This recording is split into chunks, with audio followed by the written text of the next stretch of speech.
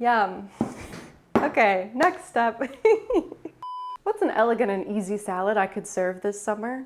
Betty Crocker's answer, hot crab meat avocado salad.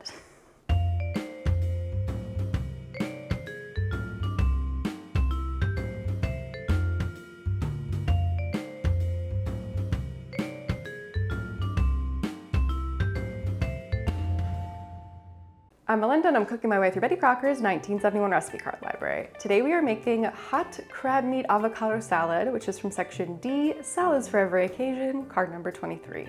I've been avoiding this card for a while, but I feel like it's time we finally dive in because, you know, I haven't done a weird one in quite a few weeks. It's time to try one of Betty's wackier ideas. It seems simple. We're making a crab meat salad using canned crab meat, similar to how we'd make like a tuna salad or a chicken salad. You got the mayo, the celery, etc. But then we are going to put it on a half of an avocado, put some breadcrumbs on top, and bake it in the oven. And that's where I get concerned because I don't think avocados should go in the oven. Those are supposed to stay cold and refreshing. You're not supposed to heat avocados up. I think they're gonna probably turn brown. I don't know. I don't think it's gonna look good. I don't think it's gonna taste good, but I have to try it. It's too intriguing not to try. It's such a crazy idea. It might just work. So let's give it a try. Okay, it's time to make our crab meat salad. Oh, first step, heat the oven to 400. Done. Next step. Mix the crab meat, celery, eggs, pimento, onion, half teaspoon salt, and the mayonnaise. I have the crab meat here that I got out of the can, fluffed up a little bit. I don't like the way it looks. I've never used canned crab meat before. It almost is giving kind of a sawdust texture. It's not chunky like you would think crab meat would be. But you know what? It's fine. It doesn't even really smell like crab. It just smells vaguely like seafood. I guess I'm getting a whiff of crab. I don't know. It's concerning to me. So I've got 1/3 cup of chopped celery here and a tablespoon of chopped onion. That's going in. Then I've got 3 hard-boiled eggs, which I've chopped up. Then I have a couple tablespoons of pimento. And then finally, the mayonnaise, a 1/2 cup of mayonnaise. And I've also got a 1/2 teaspoon of salt here. I tried to chop all the ingredients as small as I could because I know when I'm gonna be piling it on the avocado, you want like a uniform textured thing. You don't want it to be too incredibly chunky, but we'll see how this all shakes out. The crab meat is really kind of creating a paste, quite uniform. I can't think of something on this channel I wanted to eat less. I don't like the idea of canned crab. Let me know in the comments if you like canned crab. I've just never had it before. And I don't like the idea of eggs. I don't like hard-boiled eggs.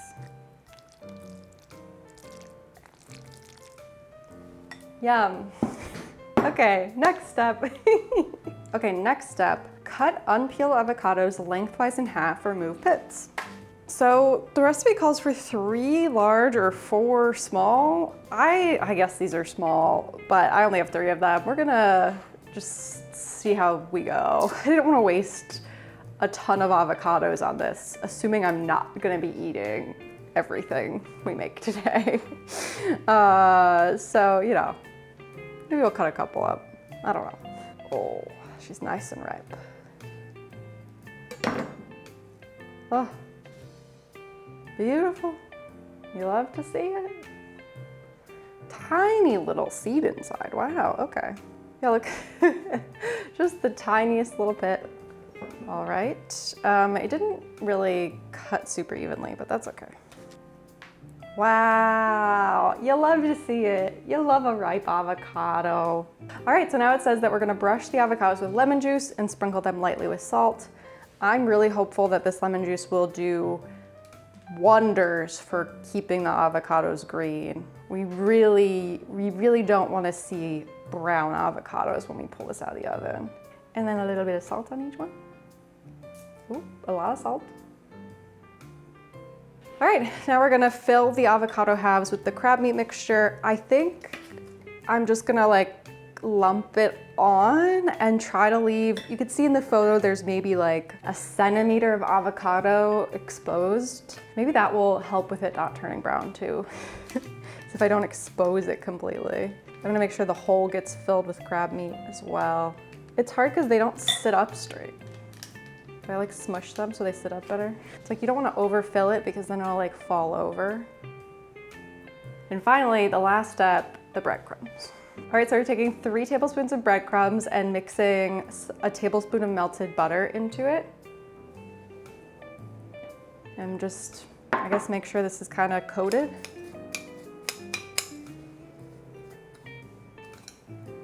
Okay, I guess I'm just gonna pile a little bit of breadcrumb on each one. See what happens.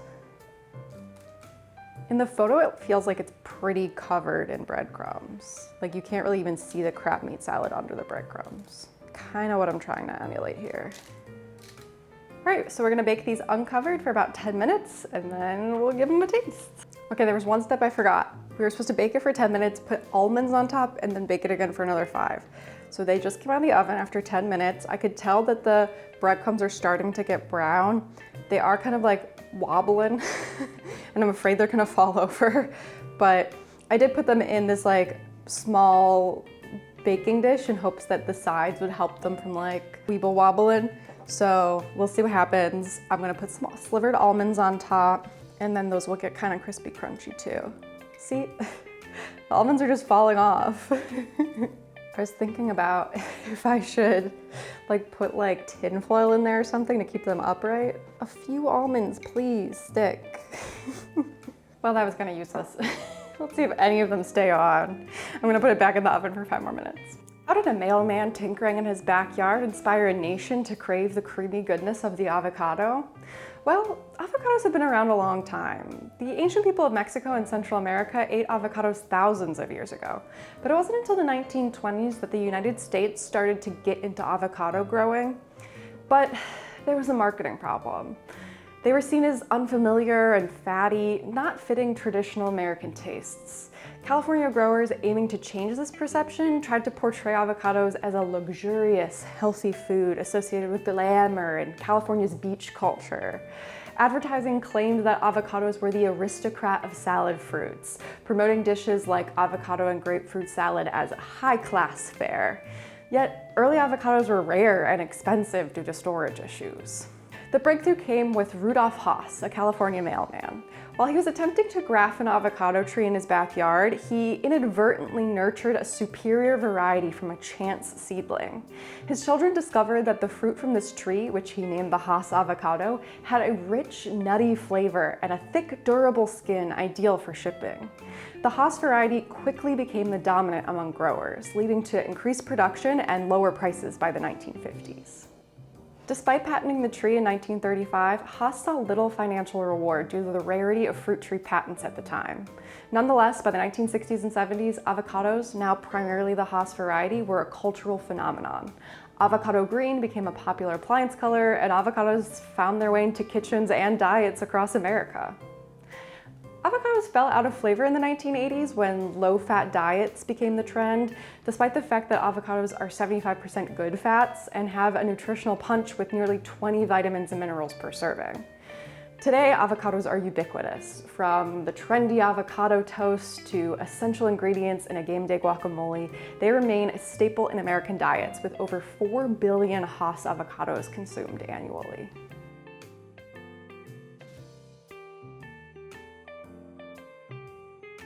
Our avocados are out of the oven, so it's time to give them a taste. I am surprised that the green avocados stay green. They didn't get brown.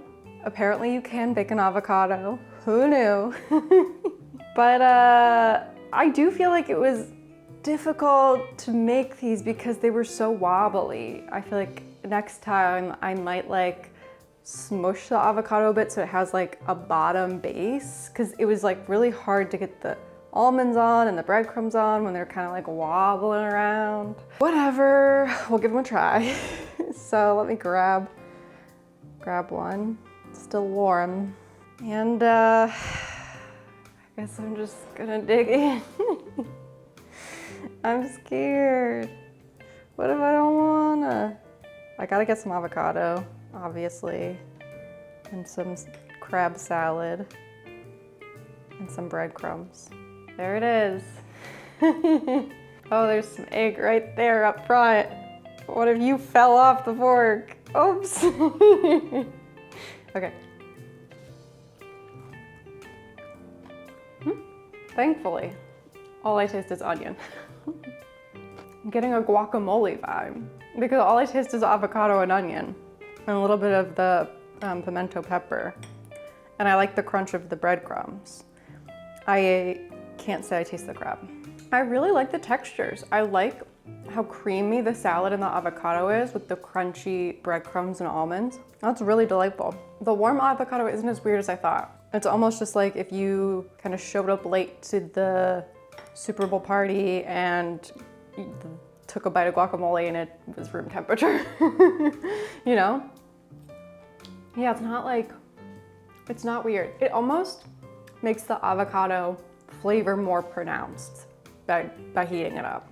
Like I'm experiencing pure avocado in a way that I usually don't. Very strange. Wow. Yeah, the onion's really carrying the dish in terms of like actual flavors.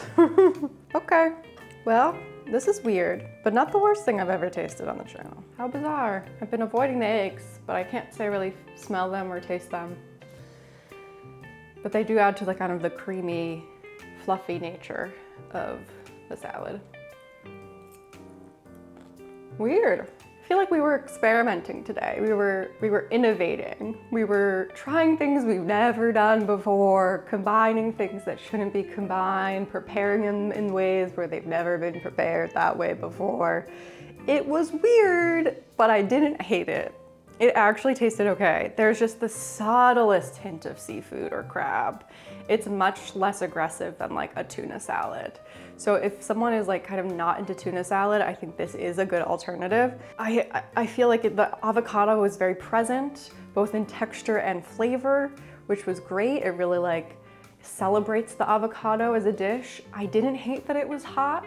It almost felt like a tuna melt. Like, I don't mind that sensation. And I did like how crispy and crunchy the top was mixed with the really creaminess of the salad and the avocado. So overall, very strange.